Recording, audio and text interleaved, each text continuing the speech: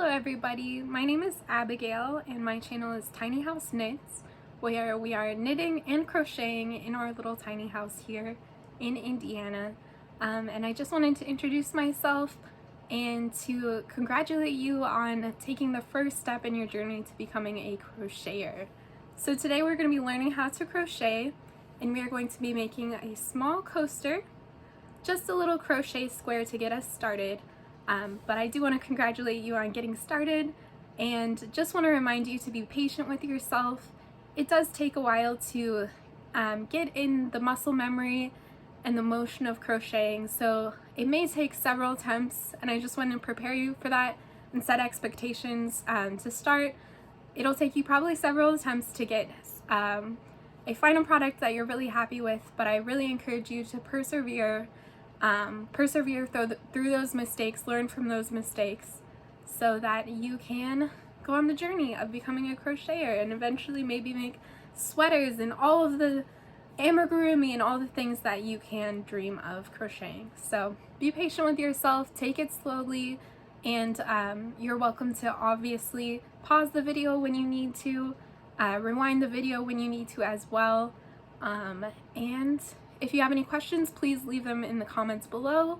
If you experience any major glitches or errors, or you're like, I don't know how to proceed, please take a video or a picture of your project, send that to me, and hopefully I can help walk you through what's going on. Alright, so let's get started. So to get started, you'll just need to collect your materials.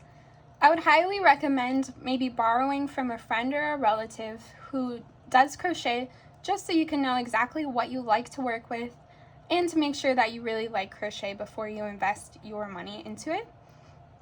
But if you can't do that, I would just recommend purchasing a cheaper yarn, a bulky weight yarn.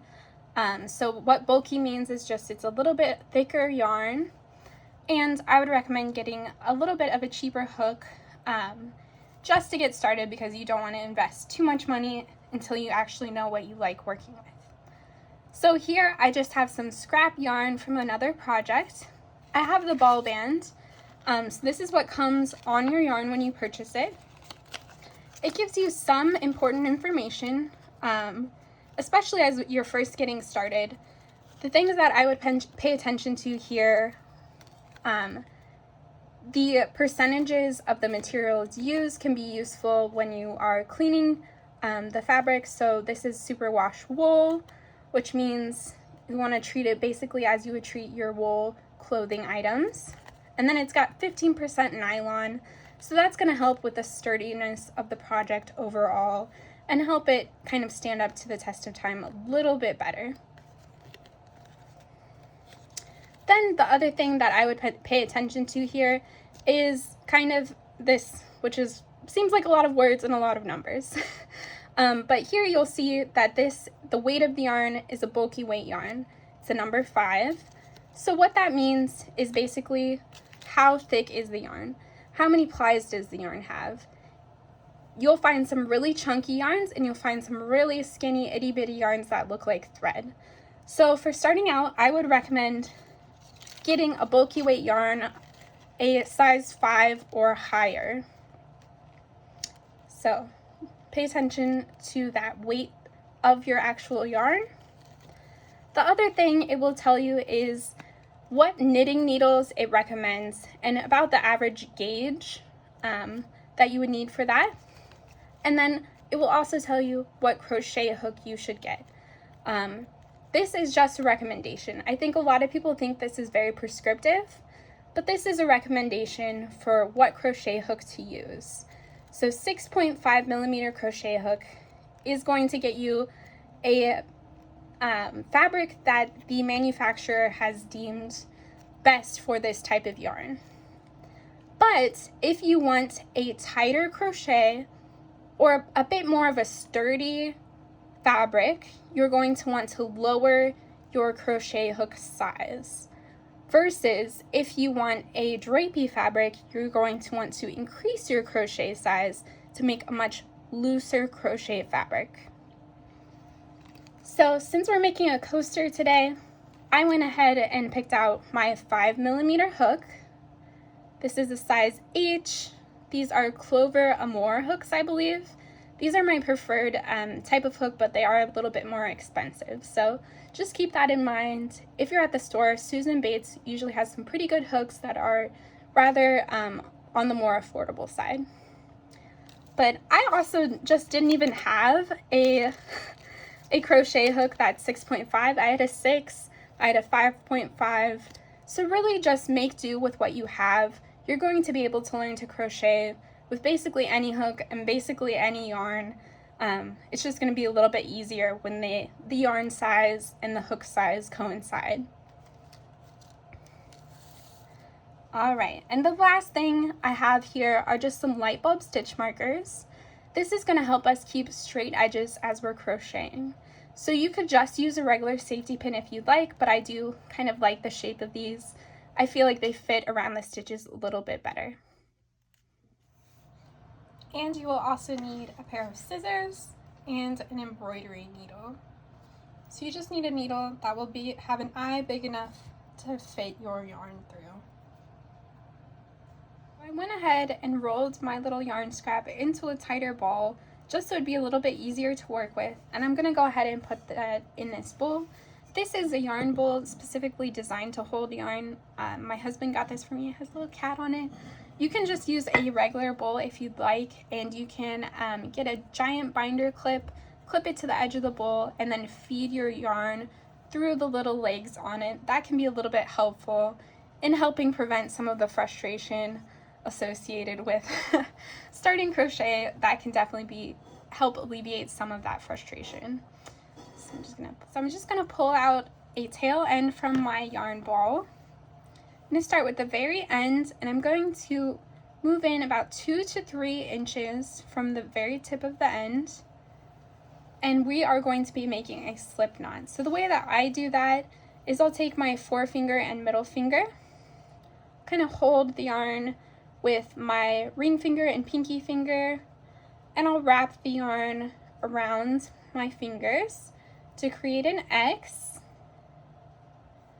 Then I will open up my 2 fingers and I will go through that X and pull up from the tail end a little loop of yarn, holding onto that tail end.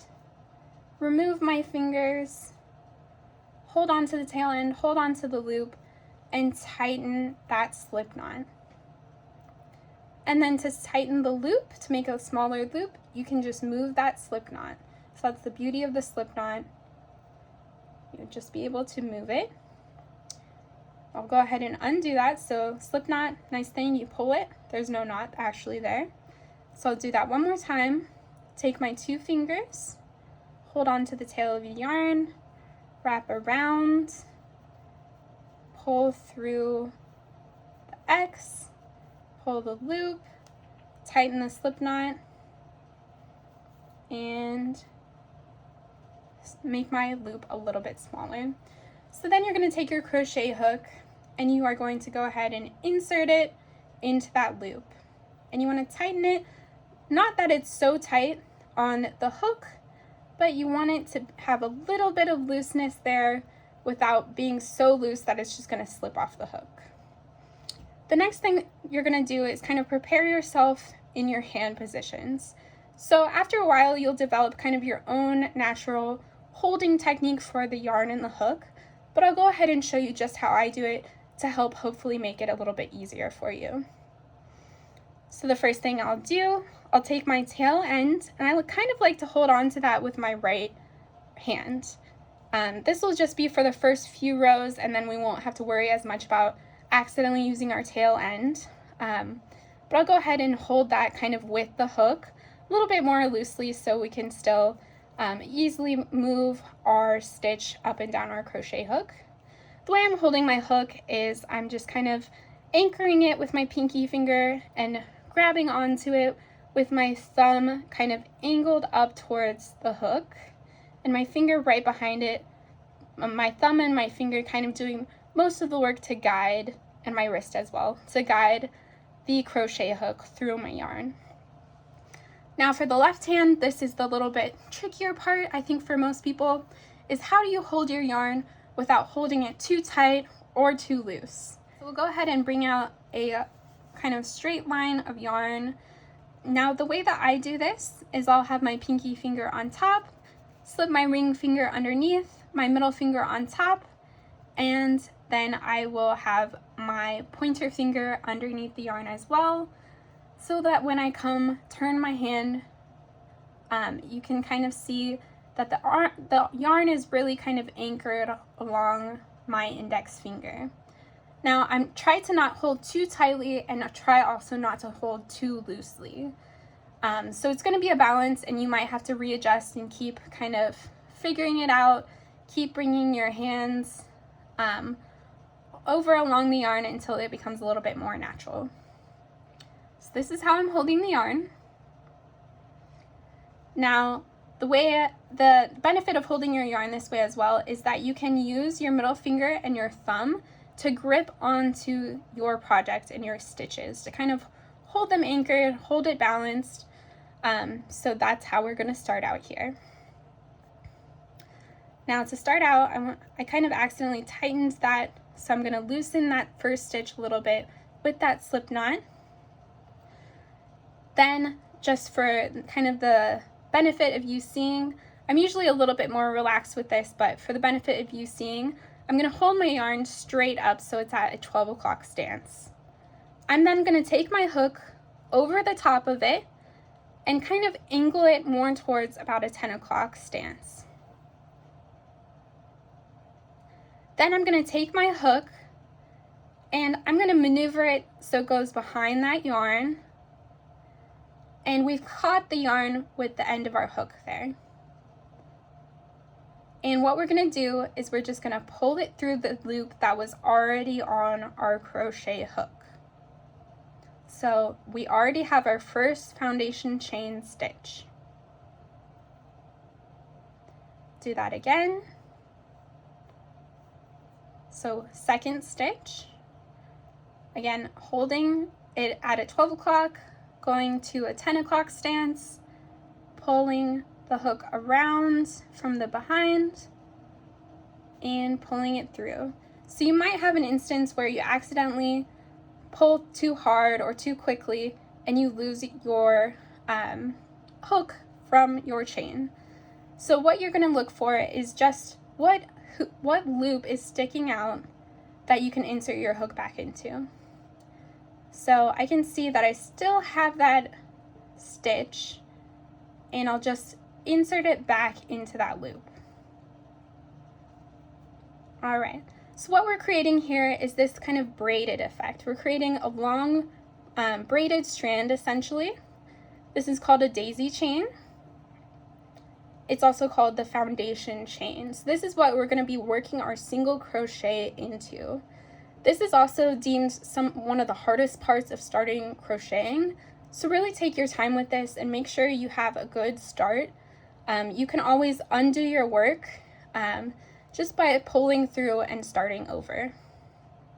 So I can just pull that and my entire work will just turn back into yarn essentially. We can see that I have 3 little V braided sections on this. So that means I have 3 stitches as part of my chain. And we are going to go ahead and make 16. So I just added a 4th, a 5th, 6th, 7, 8, 9, 10, 11, 12, 13, 14, 15, and 16. So you can kind of see that there's little spaces in between as each part of those braided V sections. If you don't see those spaces, you might have held your yarn and your hook a little bit too tightly and made too tight of stitches. I would go back, try to relax a little bit, make a little bit looser. Whereas if you see that your chain is really sloppy, there's giant spaces, you probably held your yarn a little bit too loosely. I would go back and try to make those a little bit tighter. But this is really what we're after here, is a nice braid where we can easily see where we want to work through. Let's look at our work here. So we have 16 chains. We have a loop around our hook. We have a little tiny stitch that our yarn is actively being pulled through, so you can kind of tell that what's tensioning the yarn there is that little stitch. And then we have our first kind of loose V to the left of our chain on our hook. So we're going to go ahead and insert into that. Insert your hook just into the very middle of that V, so through one leg of the V. Then we're going to do as we did before, bringing the yarn through that loop. And then instead of pulling it through the loop that was already on our hook, we are going to have 2 loops on our hook, and we're going to do that again. So we're going to yarn over, and then we are going to pull through the 2 loops. Then we are going to look for our next little V to work into our next stitch of the foundation chain. Go ahead and insert your hook in between the 2 legs of the V. Yarn over. So yarn over is just when you are grasping and pulling that yarn. That is going to be called a yarn over. Pull through. So we have 2 loops on our hook, yarn over, and then pull through 2. So we can see we have 2 little crochet stitches at this point into our chain. And again, you're just going to have to keep kind of repositioning your hands, retensioning the yarn to get more yarn. So it is a little bit frustrating, but that's just what you have to keep doing until it's kind of muscle memory there. So now we'll go into the very next one, the third one. Yarn over, pull through, yarn over, pull through 2. And we'll just keep doing that all the way across.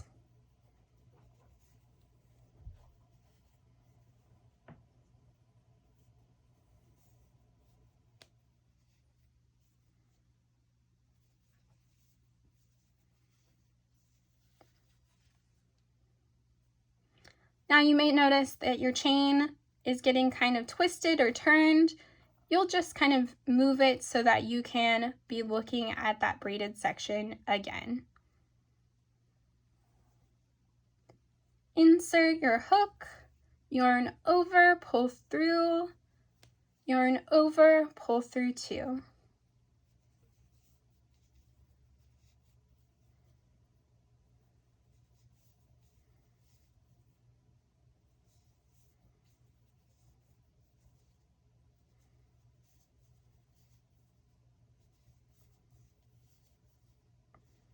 And we're going to be going over and doing it into this very last one right next to that slip knot. And that will be our last stitch.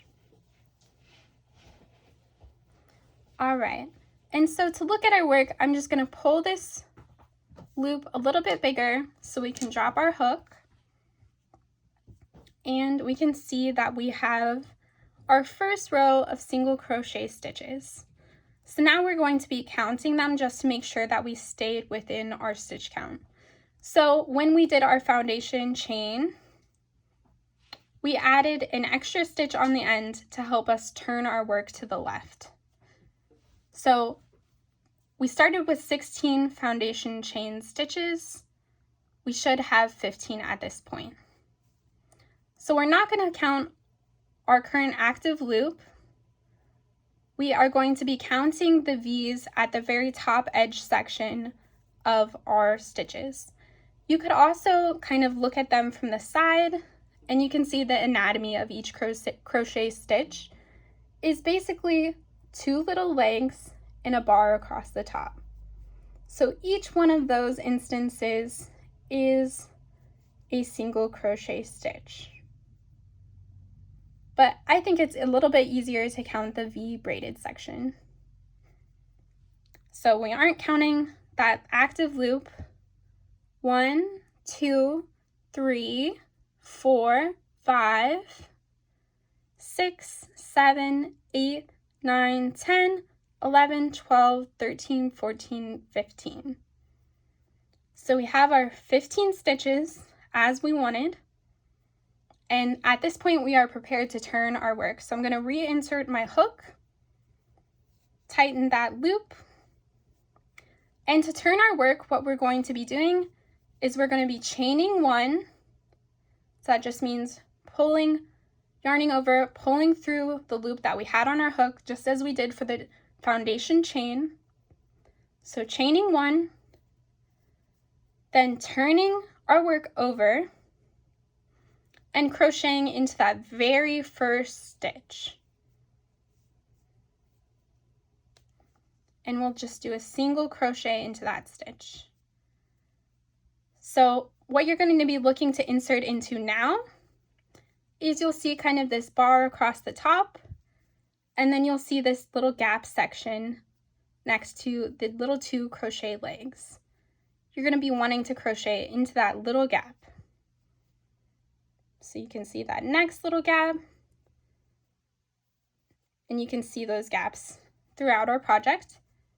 So inserting my my hook into that, yarning over, pulling through. So I have 2 loops on my hook, yarning over, pulling through 2.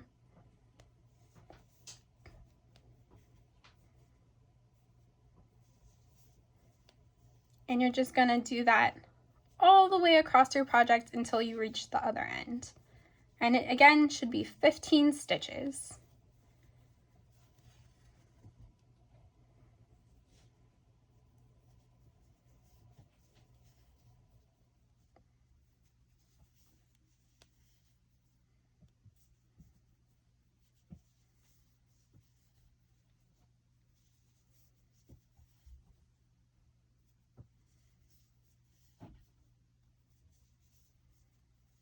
And you can see I'm using my thumb and my middle finger just to keep my hands on my project. So it's a little bit easier that way to keep everything clear of what all is happening.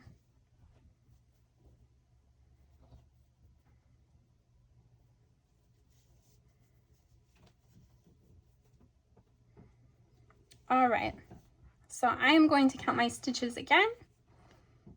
So I have 1, 2, 3, 4, 5, 6, 7, 8, 9, 10, 11, 12, 13, 14, 15.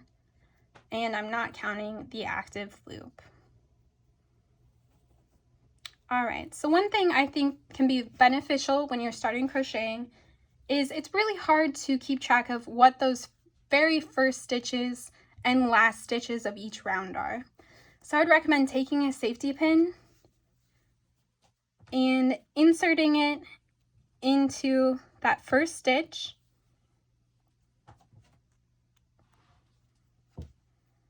On either end.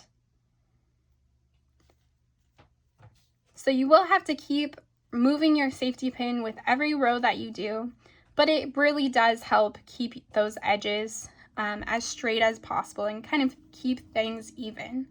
I would also continue to count your stitches on every row you go along.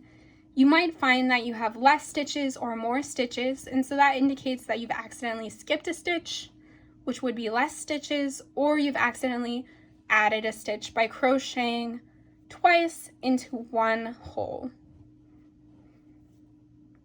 And if that does happen, all you're going to do is undo that row until you get back to a loop before you made the mistake.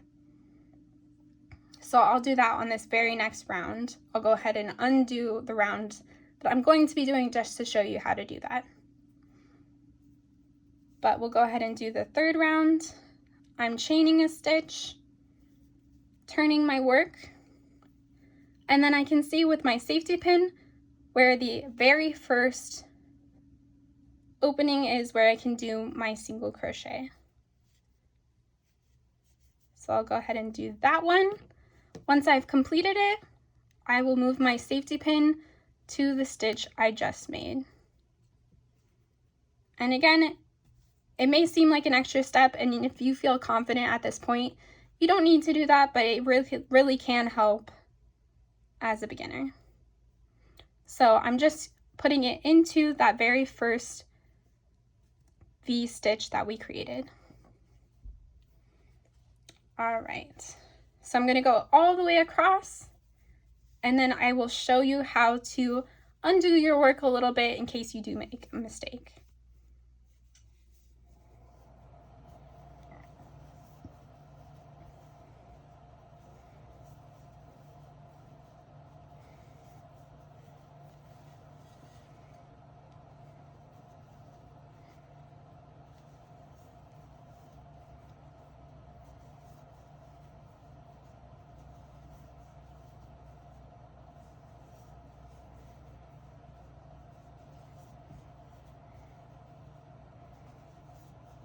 All right, and with our safety pin again, we can see that very last stitch in our row.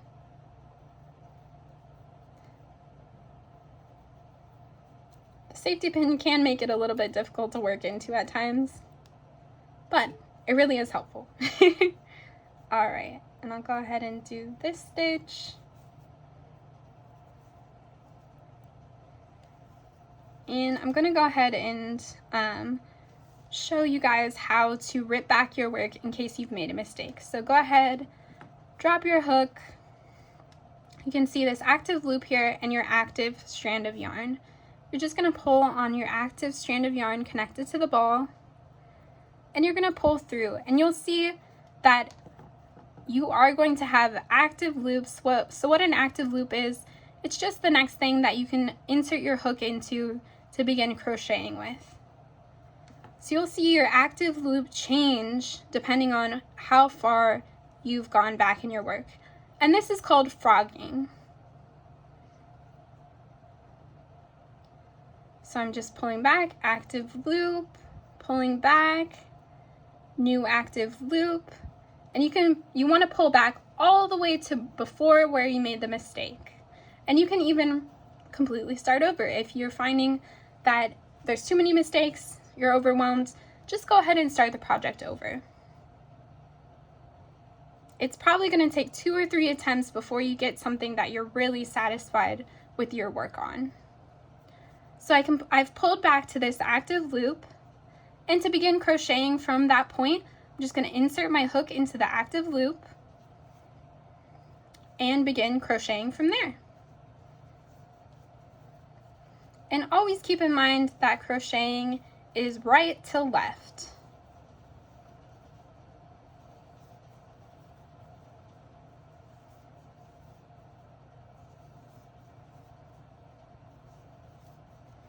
Made it to that last stitch. I'm going to go ahead and do that last one, and then I'll move my safety pin up to the current, the very last stitch that I made. And my hook dropped, and that's okay because I can always just reinsert it.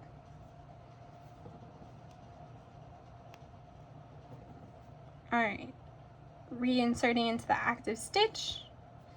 And again, at the very end, we always chain 1, then we turn our work, and then we can begin to crochet.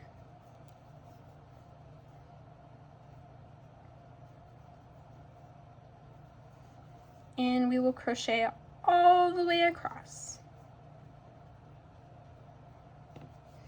And again, I'll have to move the safety pin.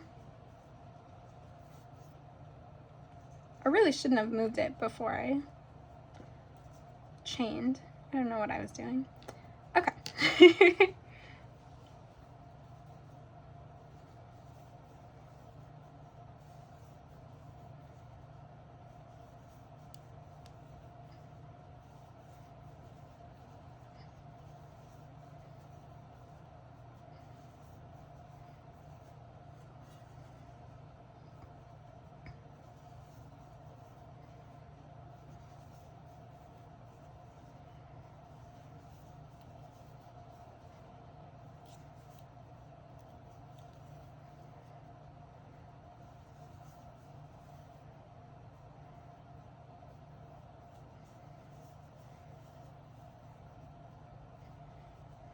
So what I had done before is I moved my safety pin up at this point when I really could have just waited till I turned my work and created that first stitch. So sorry if that was confusing.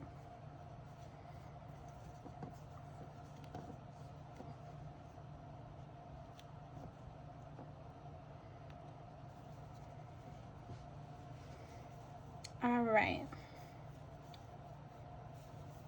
And we'll just go back across, inserting our hook, yarning over, pulling through, yarn over, pull through 2.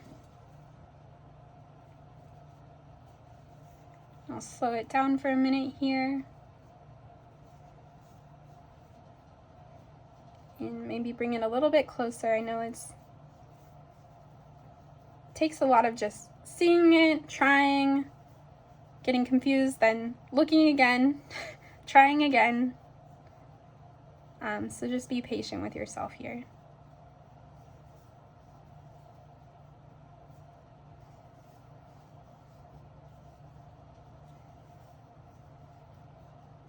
In my last stitch here, I can tell from my stitch marker.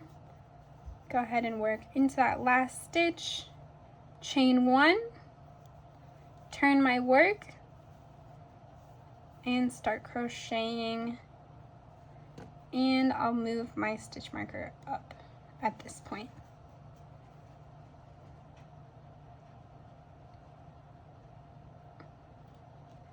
And you could definitely just keep moving your safety pin for every last and every first stitch if you are struggling with that, or you can just switch to, as I said, just doing it for every first stitch might be a little bit easier if you're finally getting the hang of it.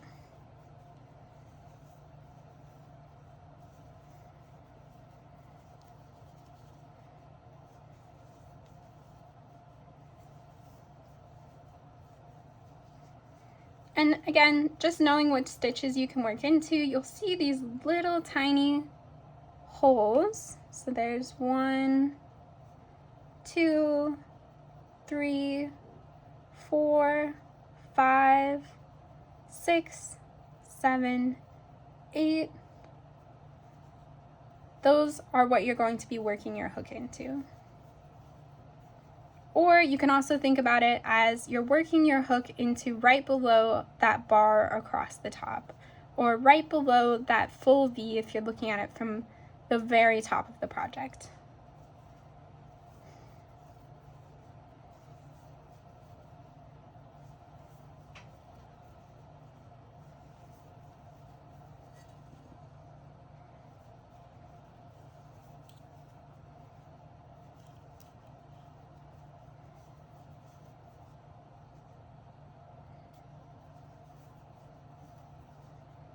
I've got a little yarn fluff here, so I'm just going to pull that off. And that was my last stitch. Chain 1, turn, single crochet, and then I'll move my stitch marker up to that first stitch that I just created.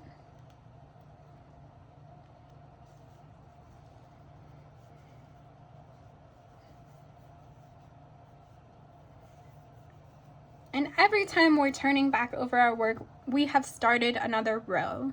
So to read your rows in your crochet piece, what you're going to look for is, I think it's helpful to turn it and stretch out your piece a little bit, while obviously being careful of your active loop. But when you stretch out your piece, you can see pretty distinctly some lines. So here I can tell that I have my foundation stitches, creating that nice kind of braided edge at the very bottom, but it's just a nice twisted edge at the very left of my project, where I started. And then we can see our crochet rows. So that's our chain is at the very left. Then you can see kind of this line to the right of that, another line, another line, another line, another line, each one of those, it counts as a row.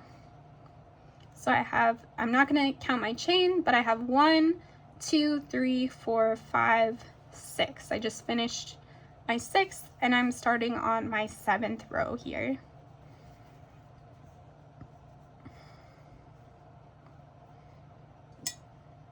I'll reinsert my hook. And we're just going to keep going until this project looks square. So the amount of our rows is really going to depend on the amount of chain stitches you've created, the size of your yarn, and what you're really willing to do today. If you want to make a full coaster, we're just going to keep going until it looks square. But you can make a larger coaster if you'd like. You would just add on some additional chain stitches in the very beginning, and just make sure you keep that stitch count in mind throughout the project. So say I wanted a much larger coaster, I could have done 20 stitches. I would have added one for my turning, so I would started with 21 chains. Then I would maintain 20 stitches for every single row and continue until I felt the project was finished. So I don't want to be too prescriptive in this. Just do what feels comfortable for you. I'm just going to keep going until it looks roughly square.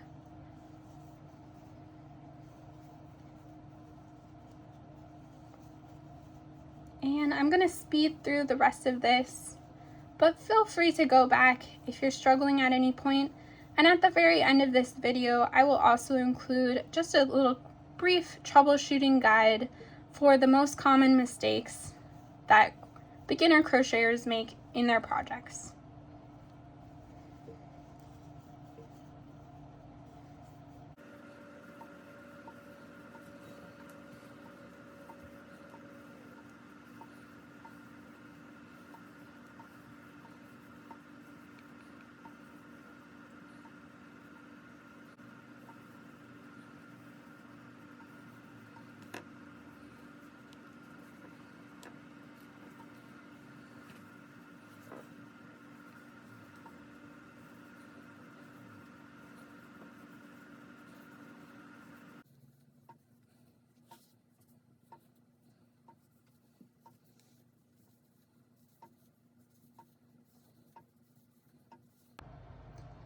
Alright, so I went ahead and I got to a point where I thought that the piece was pretty square.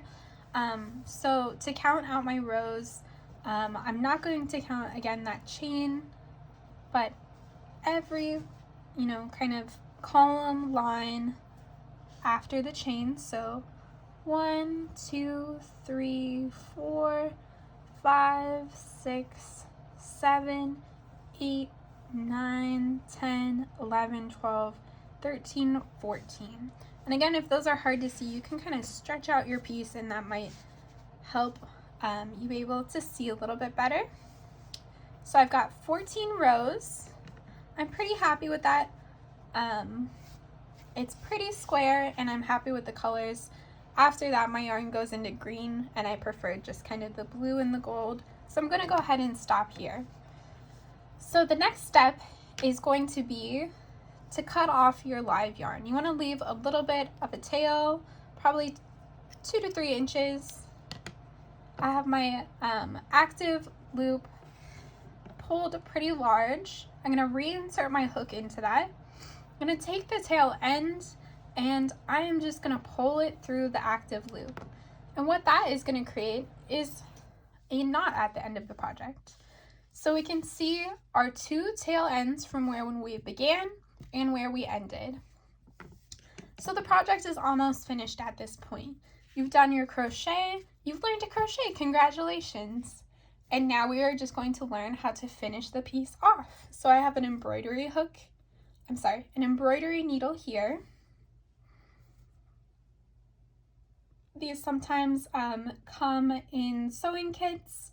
It's just going to be any kind of needle with a relatively sharp, this one's kind of a blunt end, and a space large enough where you can fit yarn through the eye of the needle. So I'm going to go ahead and take my tail end, pull it through the eye of the needle, we are just going to weave these ends into our piece. So I'm going to show you the easiest way to go about doing this. There's other ways that may, prove the test of time a little bit better, but this one I have relatively few issues with. And if you ever do see your end kind of popping through, you can just pull it a little bit and clip it, or you can take your embroidery needle again and just tuck these ends back in. So the way that I go about doing this is I'm going to look at the anatomy of my stitch. I can see the two legs and the bar along the top. So right now I'm on the back side of our stitches. If I switch to the other side, it's the front side, and you can see the anatomy of the stitch changes just slightly, but it's basically the same on both sides. So you have two legs and a bar across the top. Same thing here, two legs, a bar across the top. It's just a little bit different looking on side to side, so I wanted to make sure to show you that. It really doesn't matter which side you weave into. All right, so what I'm going to be doing is I'm going to be taking my embroidery needle behind the legs of the piece, but not all the way through to the other side. So I'm just kind of picking up right behind the legs of the crochet stitches. And you can kind of hold your finger to the other side of your piece so you'll be able to feel if you accidentally go through too far. But I'm just taking my needle right behind the legs of the crochet stitches, not all the way to the back of the project. And basically these crochet stitches kind of create like a tube. And this is going to be really useful for hiding our little tail end. So I'm just going to go ahead and take it about 2 inches over. Then I'm going to pull my embroidery needle through. And you can see it bunched up a little bit. Just pull that out a little. I'll take my tail end, I'll tug at it just a little bit, and I will clip it right next to the stitch. Be careful you're not cutting into your crochet work, you're just cutting the tail end off. And then I'll tug it just slightly more. And you can see that end basically disappeared. And if tension's a little strange, you can kind of pull and play with your project a little bit. And there you go, you can see that that tail end disappeared, checking the other side that it's not poking through. If you do see it poking through early towards the knotted end, I would just try to weave it back in with your embroidery needle. But if it's towards the end here, you can just clip that little bit of extra off. And I'll go ahead and do that with my other tail end. So this one is towards the chain. And so I'm just gonna find the side that works best for me for weaving my ends in.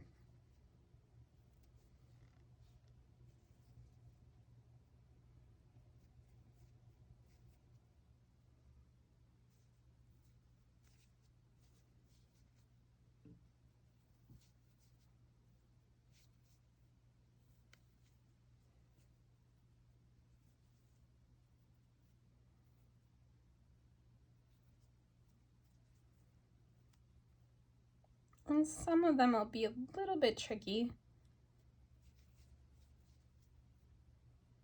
depending on your tension for that particular stitch. And you can just peep along the back side, make sure your needle's not popping through and skipping any stitches.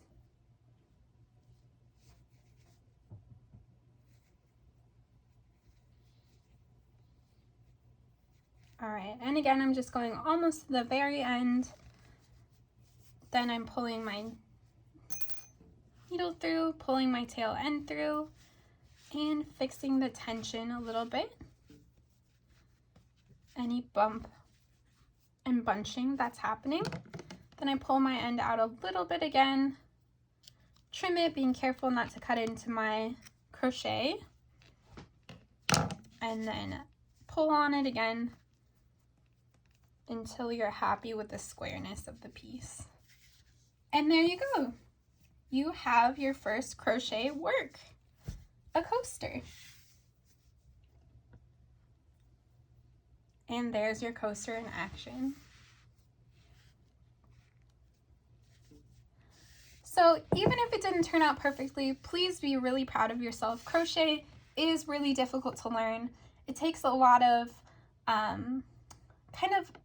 just muscle memory and just watching things over and over again and kind of watching yourself do it before you really get things to click and have that total visual understanding of what a stitch looks like. So be really proud of yourself, even if it turned out imperfectly. Keep that forever because you'll really treasure knowing how far you've come once you do get better. So congratulations. I'm going to walk us through some of the most common mistakes that crocheters make as they're just getting started. So as you can see, this is a little swatch that has some issues with it. You can see it's not fully square. And as you look closer, you can see some additional issues with some of the stitch patterning. Thankfully, crochet is pretty forgiving, so a lot of the mistakes I intentionally made aren't actually showing up very well, which is great. But it may also be kind of a double-edged sword because some of the mistakes you make will be really hard to find, and so you'll find yourself with the wrong stitch count without necessarily understanding why. But let's start out with some of the most obvious mistakes. So we can see here we have some laddering. So what that means is, like, you can see the crocheting for the first couple rows was pretty square. We have a good edging there. But then all of a sudden you see this little step up within the crochet. And that's what we call laddering. And this can happen in a lot of different ways, so you'll just notice some inconsistencies in your edging.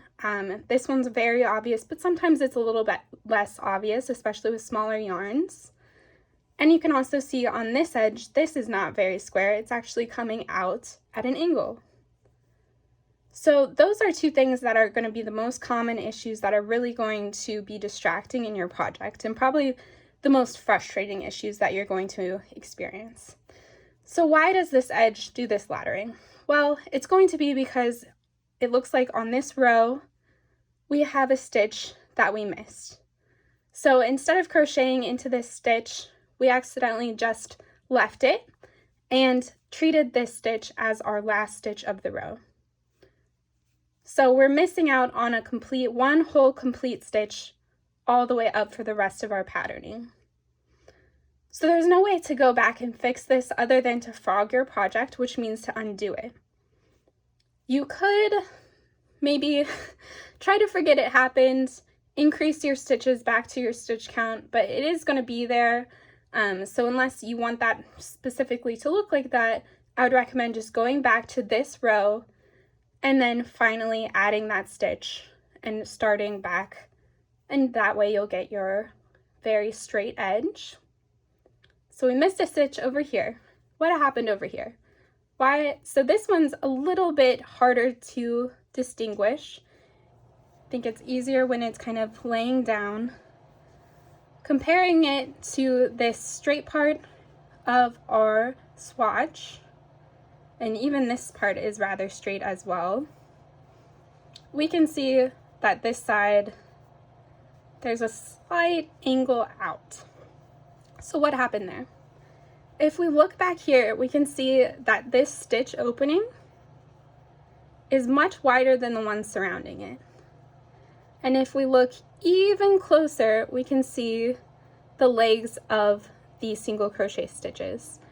So a normal single crochet stitch should look something like that. It's got its two little legs and its skinny little midriff. That's the normal crochet stitch, so that's on one side.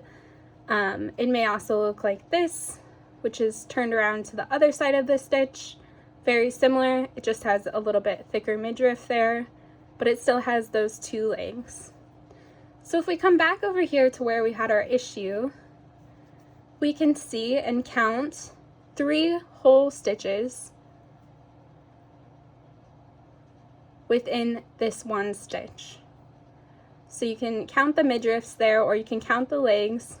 1, 2, 3. And then we have this stitch over here as well that's actually stitched into the stitch below it. So it's not even stitched into the top of the stitch, it's stitched sort of into the side of the stitch. So you can see probably how that happened better up here. So the last stitch of this row would be right here. You would stitch up into that bar, but it looks like these people, or me, when I made the mistake, it looks like I stitched into that leg instead of into the top of the stitch. So I added a stitch on there as well. So right here, just in this row, we've added 2 extra stitches in this one stitch and 1 extra stitch stitching into that leg. So we've added 3 whole added stitches to our stitch count. So the way that we would go about fixing that would again to be frogging back to that point and ensuring that we only stitch 1 stitch into that stitch. All right, let's see if we can spot any other mistakes. So what you're looking for what deemed good single crochet stitches is you want to see them kind of lining up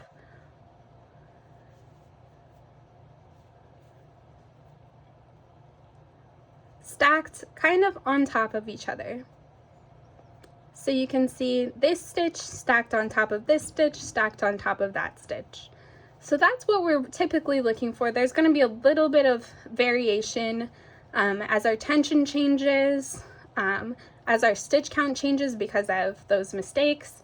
So you'll see it won't be perfectly stacked in this swatch, but generally you're looking for a row of stitches all stacked on top of each other.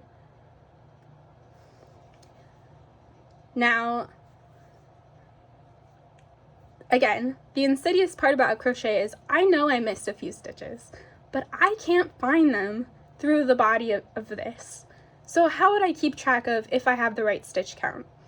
I would need to count it to make sure I have the right stitch count and to make sure I get those nice edges and to make sure I'm not skipping or adding stitches at the end. I'm going to want to use some kind of marker to know when my last stitch is.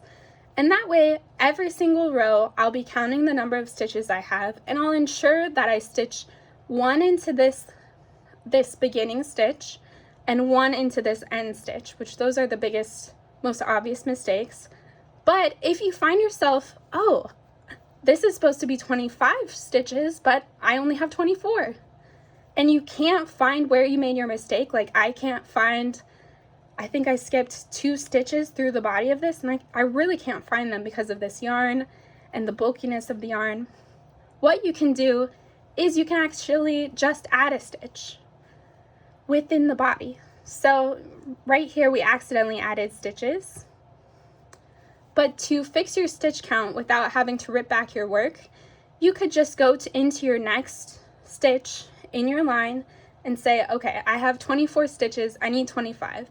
You could stitch 2 into that very next crochet stitch, and you likely won't be able to see that through the body of your work. But it could be different if you're working with a smaller yarn, maybe a single colored yarn. You might be able to very easily distinguish where you made that mistake. And again, you can just rip back to that point and start over right before you made the mistake. All right, some last mistakes that I made. All right, I was able to find 1 skip stitch. So if I'm reading my crochet here, I can see in this row, here's a stitch, here's a stitch, here's a stitch, and then I notice that this stitch does not have anything stitched into it. So this is an example of what a skipped stitch would look like, versus right next to it you can see the 2 legs in that very next stitch hole in there as well. So you can see that this one did get skipped. It's not very obvious, but that may be a mistake that you want to go back and fix. Just because it'll have like a little bit of a gaping hole, and it might even kind of pinch your project together in one area. Now, another mistake that I can see is here. We get some confusion here. We get some kind of yarn nubbies, yarn barf. Kind of our project is not looking exactly perfect. So I can see here it's very thin right here, and then we have this bulging here, and we actually have this entire loop right here. So what likely happened with this is our yarn, because it's, you know, not exactly tightly wound, and there's little parts and pieces that you can accidentally slip your hook into. What likely happened there is that we slipped our hook into the yarn itself, and we were pulling our yarn apart. So when this happens, I would say go back and fix the mistake. But if this is happening repeatedly throughout your project, you may want to get a more tightly wound yarn to start off with, because it can be really tricky to start out with these really loosely wound yarns. Alright, so how do you undo your mistakes? How do you go back to fix it? You're just going to pull on your loose end, and you can see that it's just going to come undone in the order that we crochet it.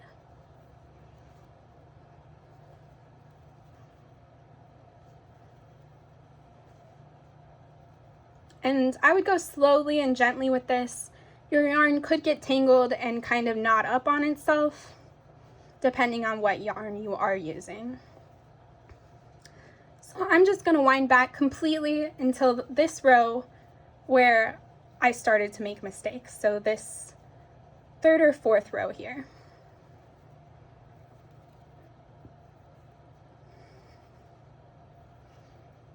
And you could kind of tidy this up as you go along, rewrap it around your ball.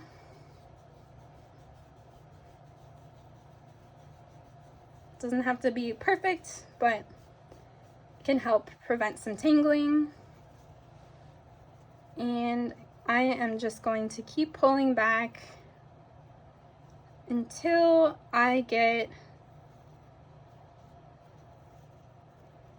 down to, I think, this very stitch on the end is where I started to increase my stitches on accident. All right, so I would slow down at the end until you get to the very stitch where you want to start over. From there, you're going to see an active loose loop. You want to go ahead and pull the yarn up so that you're expanding that loop. And what that will enable you to do is to actually start over crocheting from that point. So I'm just going to grab my hook again, and because crochet goes right to left, I'm going to go ahead and turn this project around. Just insert my hook into the loop, and I can see that I probably need to yarn over so I can turn my work back over. And then from there, you can just start crocheting all over again and try to learn from your mistakes. So crochet is really forgiving. You may have to go back a few times, but that's totally normal. You're learning a whole new thing, and just be patient with yourself. It'll take a long time to be able to read all the mistakes in your work. Even now, I couldn't read all of my mistakes. But the nice thing about crochet, there's a really easy fix for pretty much anything.